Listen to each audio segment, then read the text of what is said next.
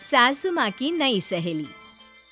प्रिया kitchen में चाय बना रही होती है और सुमन ड्राइंग रूम में बैठकर मजे से टीवी देख रही होती है।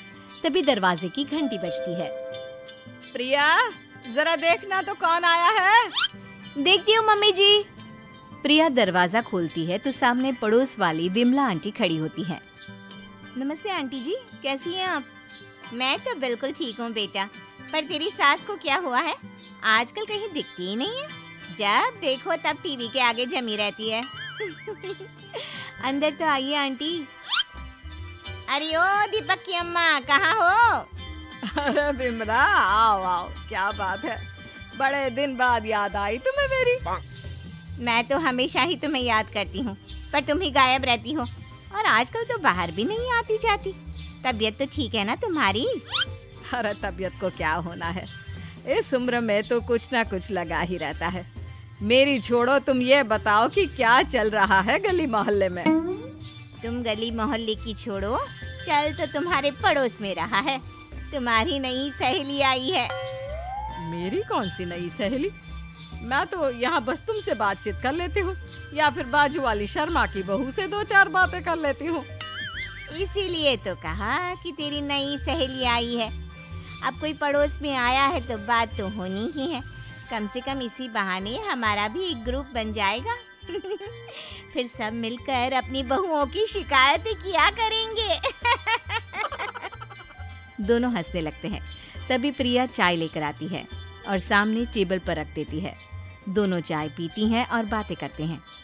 चलो मैं चलती हूँ, अब कल मिलते हैं। राम राम। अगले दिन प्रिया किचन में कुछ काम कर रही होती है और सुमन आराम से सोफे पर बैठकर मटर छिल रही होती है। तभी डोरबेल बजती है।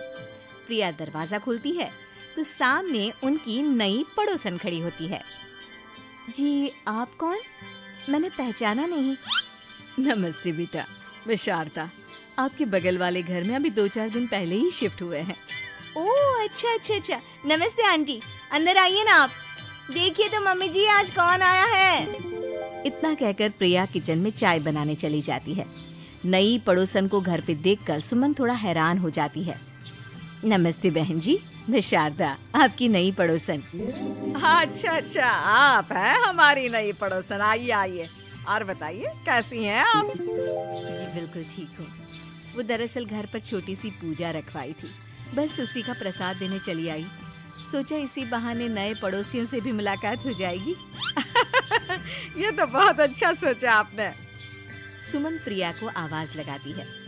अरे ओ बहू, जरा चाय पानी का तो आके पूछ लो। ये आजकल की बहुएं भी ना, जब तक बोलो नहीं तब तक कुछ नहीं करेंगी। आई मम्मी जी। प्रिया चाय लेकर आती है। दोनों बैठकर चाय पीती हैं और खूब सारी बातें करती हैं। अच्छा बहन जी, अब मैं चलती हूँ, फिर मिलते हैं। अब तो आना जाना लगा ही रहेगा। शारदा के जाने के बाद प्रिया किचन से बाहर आती है। क्या बात है मम्मी जी, आप दोनों को देखकर तो लगा ही नहीं कि पहली बार मिल रही हो। आप दोनों तो बिल्कुल बिछड़ी हुई सहेलियों की तरह बातें कर रही थी। अरे जब दो औरतें मिल जाती है ना, तो बातें अपने आप ही निकल आती है। अब तू अपने काम पर ध्यान दे, बातों पे नहीं। ऐसे ही कुछ दिन बीत जाते हैं। अब सुमन और शारदा अच्छी सहेलियां बन गई होती हैं। दोनों एक साथ मंदिर जाती, मार्केट जाती और कभी कभी तो विमला भी इनके साथ मिलकर खूब हंसी ठिठोली करती। एक शाम तीनों बैठकर सुमन के घर पर चाय पी रही होती हैं कि तभी बहुत तेज बारिश शुरू हो जाती है। सुमन जोर से प्रिया को आवाज लगाती है। प्रिया, ओ प्रिया, देख कितनी तेज बारिश हो रही है। जाके छत से सारे कपड़े ले आ, नहीं तो सब भीग जाएंगे। सुमन 2 बार आवाज लगाती है लेकिन प्रिया का कोई जवाब नहीं आता। शायद प्रिया कुछ काम कर रही है, इसीलिए कुछ जवाब नहीं दे रही।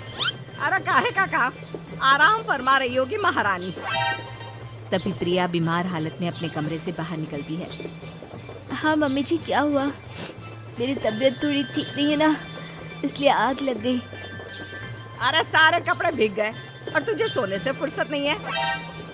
सबके सामने सुमन के मुंह से ऐसी बातें सुनकर प्रिया उदास हो जाती है और छत से कपड़े उतारने चली जाती है।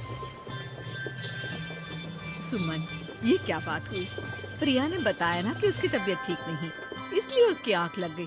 तुम भी ना खामखा उसे सबके सामने सुना दिया। अरे आप नहीं जानती शारदा जी, कुछ बहुएं ना बहुत आलसी होती है, घर का एक काम नहीं करना चाहती। ऐसा नहीं है सुमन, तुम्हारी बहू तो बहुत प्यारी है, तुम्हारी सारी बात भी तो मानती है। हाँ सुमन, तुम प्रिया के बारे में ऐसा क्यों सोचती हो? मेरी भी दो बहुएं हैं, लेकिन मैं उन्हें अपनी बेटियों की तरह रखती हूँ। आखिर वो भी तो किसी की बेटियां ही है ना।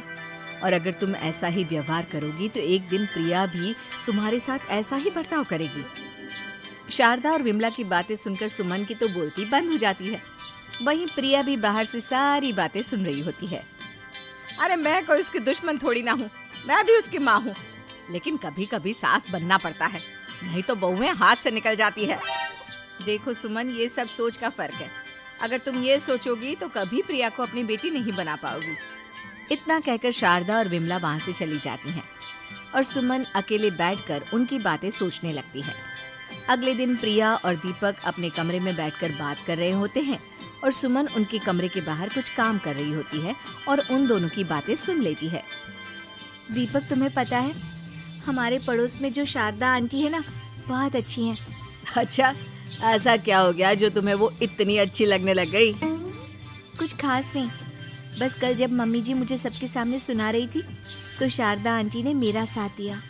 मैं तो सच में हैरान ही रह गई थी जब उन्होंने मम्मी जी को मुझसे ऐसा बर्ताव करने के लिए मना किया। अच्छा, फिर क्या हुआ? होना क्या था, शारदा आंटी तो मम्मी जी को समझा ही रही थी कि बहू को भी बेटी की तरह ही रखना चाहिए, लेकिन मम्मी जी तो मम्मी जी है ना, उन्हें तो मुझ में हमेशा कमी ही दिखती है।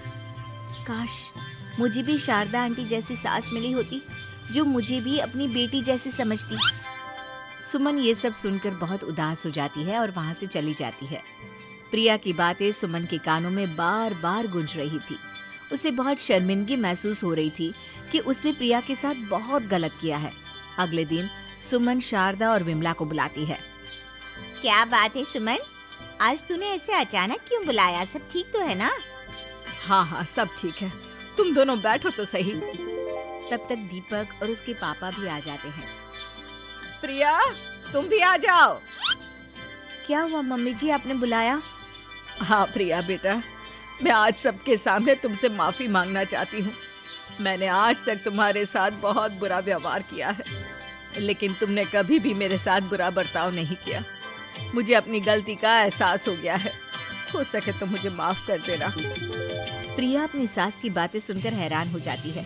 उसकी आंखों में आंसू आ जाते हैं। प्लीज मम्मी जी, आप मुझसे माफी मत मांगिए, मैं भी आपकी बेटी ही हूँ। वैसे एक थैंक यू तो मेरी नई सहेली को भी बनता है, जिसकी वजह से मुझे मेरी गलती का एहसास हुआ। शारदा बहन, आपका बहुत बहुत शुक्रिया जो आपने मेरी आंखें खोल दी। अरे क्या सुमन, तुम भी ना। तो फिर इसी बात पर चाय और पकोड़े हो जाए। हाँ हाँ, क्यों नहीं।